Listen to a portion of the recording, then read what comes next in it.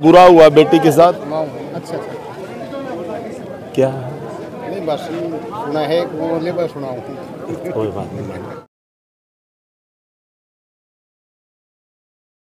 राम राम जी। राम राम जी। जी सुरेश जी, आज पहली बार पूछे हो आप यहाँ पे? सर मैं शुरू वाले दिन जिस टाइम पे बिटिया की बॉडी भिवानी में थी, हम पूरा दिन हॉस्पिटल में ही थे। अच्छा। उसके बाद में एक मर्डर टिटोली गांव में हो गया। हमारे ही समाज का बेटा था, उसको कत्ल कर दिया गया। हमारे 3 दिन वहाँ पे लग गए सर। तो ये तो बहुत बुरा हुआ बेटी के साथ। अच्छा क्या नहीं, बस सुना है वो बोले, बस सुनाऊं। कोई बात नहीं। सर ऐसा है, भिवानी के अंदर जिस टाइम पे बिटिया की बॉडी रखी हुई थी और पोस्टमार्टम रिपोर्ट के लिए पूरा दिन जितनी भी पब्लिक भिवानी की थी, उनकी एक ही मांग थी कि हमारी बेटी का पोस्टमार्टम रिपोर्ट हमें देनी चाहिए। उस टाइम हमारे सांसद साहब भी हॉस्पिटल में आए थे और उसी टाइम उन्होंने एसपी साहब को भी बुला लिया था, मनवीर जी को। तो फिर जैसे तैसे करके उन्होंने कहा भी 2 डॉक्टर की साइन रह रहे हैं रिपोर्ट में, वो जैसे तैसे करवा के उन्होंने शाम को हमारे को रिपोर्ट दे दी। तो उस रिपोर्ट के अंदर ना तो कहीं ये लिखा था भी बिटिया ने पॉइजन खाया है। वो रिपोर्ट आपने देखी सर? वह रिपोर्ट हमारे अशोक आर्य जी थे, वकील साहब, उन्होंने पढ़ के सुनाई थी।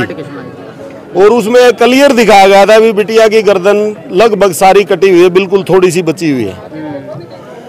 तो आज ये जो दूसरी रिपोर्ट जो पीजीआई से आई है, ये सारी चेंज होगी। उसमें ये भी लिखा था बिटिया का नाड़ा खुला हुआ था। हमारी डॉक्टरों से बात, सीएमओ से भी बात हुई थी भी इन्होंने 10 वो स्वेब लिए हैं इसके बिटिया के, तो सारी चीजें थी। लेकिन ये दोबारा जो पीजीआई की रिपोर्ट आई, इसमें बोल दिया इन्होंने ना तो इसकी गर्दन काटी गई, ना इसके साथ रेप हुआ, ना इसका चेहरा जलाया गया।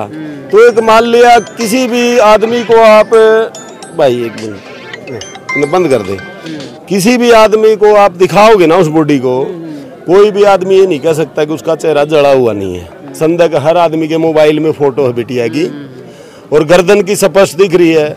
फिर ये कह रहे भी गर्दन को कुत्तों ने खा लिया। अरे ऐसे कौन से कुत्ते हैं जो पॉइजन खाए हुए बच्चे को खाएंगे? वो नंबर तो चलो खा भी लेते हैं, क्या सिर्फ वो गर्दन ही खाएंगे? अरे बिटिया का पूरा शरीर और भी था, कहीं पैर भी है, पेट भी है, कहीं से टच ही नहीं किया, सिर्फ गर्दन ही क्यों खाई? अगर खाऊंगा तो खाऊंगा, काटते कौन? हाँ, तो ये चीजें मतलब जब उन्होंने मतलब भिवानी वालों ने शार्प से कहा भी तेज धार हथियार से गर्दन कटी हुई है, तो अब कुत्तों ने कैसे नोच लिया? ये सोचने वाली बात है। गवर्नमेंट के ऊपर पता नहीं किस चीज का प्रेशर है, किसको बचाना चाहती है। तो मैं तो प्रार्थना करता हूं गवर्नमेंट से, सबसे पहले तो जो हमारे पत्रकार बंधु जिन्होंने गिरफ्तार कर रखा, उनको छोड़ना चाहिए, क्योंकि लोकतंत्र का एक स्तंभ है पत्रकार भी, जो कि सच्चाई को दिखाते हैं। यदि आप सच्चाई को ही खत्म करना चाहोगे तो पब्लिक देख रही है, ये पब्लिक नहीं डटने वाली। और पब्लिक गांव राम होता है, उसके आगे किसी की नहीं चलती। तो मैं तो जैसे अब मान लिया एक चीज, छोटी सी बात लेके चलते हैं हम। आप मोदी जी जिस टाइम प्रधानमंत्री बने, उन्होंने नारा दिया था भी ओबीसी प्रधानमंत्री। आज 56 इंच का सीने वाला प्रधानमंत्री ओबीसी कहलाता था। हमारी बिटिया ओबीसी समाज की थी। मैं तो धन्यवाद करता हूँ 36 बिरादरी का, जो सारे के सारे अपनी बहन बेटी मान के यहाँ पे आए हुए हैं, इतना साथ दे रहे हैं, इनका धन्यवाद करता हूँ। उनसे हाथ जोड़ के मैं प्रार्थना करता हूँ इस धरने को कायम रखे। दूसरा नंबर, बीजेपी की सरकार जो हरियाणा के अंदर आई, वो भी उसी चक्कर में आई। सीएम सैनी को इन्होंने प्रमोट किया ओबीसी का, जब तो आई। और आज वो सीएम भाषण में क्या कहता है, कोई दोषी होगा तो पकड़ा जाएगा। दोषी होगा तो उनकी नजरों में तो कोई दोषी नहीं है। आप एक चीज पॉइजन, आप एक काम कर लो, मैं गवर्नमेंट से एक सवाल करता हूं भाई, किसी भी आदमी को पॉइजन खिला दें और उससे गर्दन कटवा के दिखा दें। मतलब सोचने वाली बात है। फिर कह रहे भी जलाया नहीं गया। अरे संदिग्ध दिख रहा है मेरे भाई, इतनी झूठ। तुम परमात्मा से जो ताकत है उससे डरो। तुम्हारे घर में भी बाण बेटियां हैं, थोड़ा बहुत उनके बारे में सोचो। कल ना आपके साथ ऐसी घटना होगी तो क्या होगा? आज मनीषा के साथ तो पूरा देश, पूरा 140 करोड़ भारत के लोग खड़े हैं, आपके साथ तो कोई खड़ा भी नहीं रहेगा ऐसे काम करोगे तो मैं तो पुनः प्रार्थना करता हूं गवर्नमेंट से जल्द हमारे जितने भी साथी पत्रकार और साथियों को गिरफ्तार कर रखा है उनको छोड़ना चाहिए और हमारी बिटिया को जल्द से जल्द न्याय दिलाए, क्योंकि गरीब की बेटी सबकी बेटी होगी। अब ये यदि न्याय नहीं मिला तो कुछ भी हद तक पब्लिक जा सकती है। इस बात से गवर्नमेंट को सोचना चाहिए और जल्दी से जल्दी रिपोर्ट मंगवा के इसके जो असली आरोपी हैं उनको जल्दी से जल्दी गिरफ्तार करके सलाखों के पीछे दिया जाए। धन्यवाद। धन्यवाद जी, धन्यवाद। और हमारे बुजुर्ग भी देखो वीडियो बनाने लग रहे हैं जी। राम राम। किस तरह अपलोड करोगे? नेट तो बंद कर रखा है। नेट चालू है, पाछे कर जाए भाई। अच्छा, पाछे कर दोगे? हाँ। तो सारी वीडियो बना रहे हो आप? हाँ ना, ठीक बात है। चालू है, पाछे कर जाए, न्याय तो मिलना चाहिए। हाँ, क्या नाम है आपका? दिलबाग नाम है। जुई से। हाँ। जुई से और भी आ रहे हैं आपके साथ में? हाँ, गणियारे। अच्छा, ये जुई से हैं। हाँ। चलो, बहुत बढ़िया जी। तो फिलहाल जो है भाई, एक बार ये कैमरामैन देखिए, फिलहाल जो है मैं उस गांव में खड़ा हूं जो बहन मनीषा थी इस गांव से। और आज बहन मनीषा के लिए ये देखिए पूरा परिवार, पूरा गामरा, 36 बिरादरी जो है यहाँ पे पूछी है। ये आप देख सकते हो, महिलाएं भी यहाँ पे पूछी है, युवा भी हैं, बुजुर्ग भी हैं। ये देखिए यहाँ पे जो ये है धरना स्थल है, ये आप देख सकते हो। धरना स्थल पे जो है मैं पूछा हूँ और ये देखिए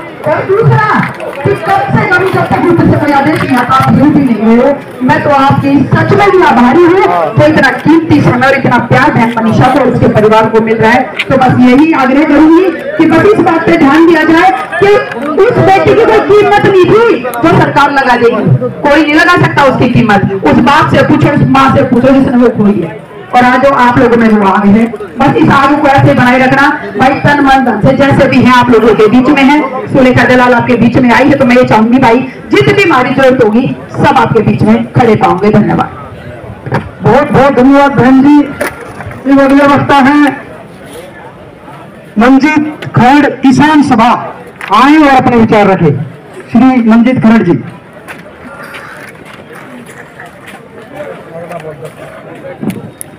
उसके बाद है विनोद हरियावास। आए और अपने विचार रखे।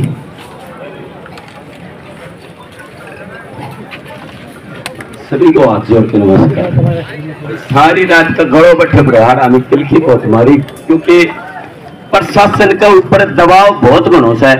एक मैं अनुरोध करूँ भाई थोड़ा सा, क्योंकि आप लोग जीतू भाई तो पूरी रात निकल गई, पूरा दिन भी निकल गया और उसकी गिरफ्तारी नहीं छुटी है भाई। मैं एक बड़ी अल्टीमेट जरूर जो पुलिस प्रशासन ने, अगर 1 घंटे को टाइम से भाई, अगर जीतू भाई नहीं छूटो तो भाई यूं समझ लिया कि या दरी एक छोटी सी सांकेतिक रूप का ऊपर है और पुलिस डीसी कार्यालय के ऊपर या अभी 1 घंटे बाद में कोई मैसेज नहीं आने वाला है। सीआईडी के माध्यम से मैं कहना चाहता हूं भाई, आप सभी को यह सूचना जरूर भेज दे पुलिस प्रशासन के पास। जित्तू भाई अगर 1 घंटे के भीतर आ रहा सूचना नहीं मिली सीआईडी के अफसर के पास में, तो एक सांकेतिक रूप से भाई छोटी सी कमेटी का धरना हमने पुलिस प्रशासन के वहां भी लगा देंगे। और समझ में नहीं आती भाई सारा कितनी मुश्किल हो जाएगी अगर यहाँ भीतरी पब्लिक इतनी ज्यादा है, क्योंकि बार बार अनुरोध हो रहे हैं। पूरी रात निकल गई, पूरा दिन निकल गया, हमें इस बार की डेड बॉडी की रुखाड़ी खातर कर दिया है। हमने बहुत शर्म आई, हमने बहुत अपील करी भाई, बहुत दूर दूर तक लोग आया है, उनको धन्यवाद सर। शांतिपूर्वक उनने आज में हमारी सारी रात आने मदद करी और पूरे दिन भी करी और आज पूरे इलाके में तो पूरा आज में आए, उनके लिए बहुत बहुत धन्यवाद भाई। और भाई या एक भाई बार बार कॉलेज की बात निकल के आओ है, तो इसके ऊपर एक बार पूरे गांव की सहमति के अनुसार है पंचायत एक बार बैठ के अगर फैसला कर ले। और वह बात जो सीबीआई की मांग करी थी आज भाई पोस्टमार्टम दोबारा दिल्ली एम्स में करने को फैसला लिया गए, तो इसी तरह एक बार उस कॉलेज के खातर भी भाई गांव की पंचायत मौजूदगी में एक बार फैसला लेके आ जा, तो भाई आड़े की बधाई मेरी एक सुझाव है। तो उस कॉलेज के भीतर क्यों कौन दियोदास का है और वो सारी चीज तोड़े लेकर के आ जाएंगे, क्योंकि इसमें बड़ो राज है कोई न कोई। इसलिए भाई हाथ जोड़ के निवेदन है। Thank you. कुछ गलत भाषा लिख दी तो उसके लिए